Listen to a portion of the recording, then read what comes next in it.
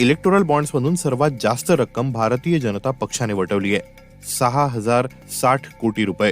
कोणत्या कंपन्यांनी पक्षांना इलेक्टोरल बॉन्ड्सच्या माध्यमातून किती पैसा दिला हे आता उघड झालंय. इंडियन एक्सप्रेसच्या एका वृत्तानुसार सर्वोच्च 5 देणगीदारांपैकी 3 कंपन्यांच्या दारांवर ईडी आणि इन्कम टॅक्सचे अधिकारी सुद्धा आले होते आणि त्यांची चौकशी सुरू होती. फिरौती क्या होता है शायद आपको मालूम ही होगा. अंग्रेजी में बोलते हैं एक्सटॉर्शन. लीगलाइज्ड फिरौती चल रही थी अभी तक, जिसको सुप्रीम कोर्ट ने हाल ही अनकॉन्स्टिट्यूशनल बोल दिया था electoral bond.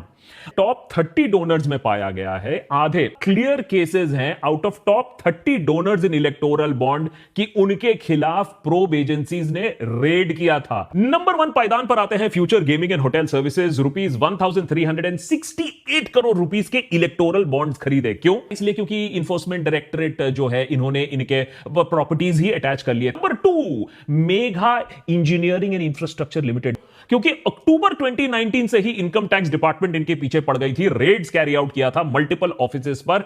Haldia energy limited, क्योंकि सेंट्रल ब्यूरो ऑफ इन्वेस्टिगेशन के एक्शन था इनके खिलाफ मार्च 2020 में. वेदांता लिमिटेड, वेरी फेमस, कि वेदांता की ही एक ग्रुप कंपनी है TSPL, उसको ईडी ने रेड किया था. यशोदा सुपर स्पेशलिटी हॉस्पिटल, ये Hyderabad based corporate hospital chain को भी इनकम टैक्स डिपार्टमेंट ने रेड किया था 2020 पर. DLF कमर्शियल डेवलपर्स लिमिटेड, इनको भी सीबीआई ने रेड किया था जनवरी 2019 में over irregularities in allocation of land. और मैं बोलते बोलते थक जाऊंगा, लेकिन सेम स्टोरी है Jindal steel and power limited, IFB agro limited, United phosphorus India limited and Aurobindo pharma.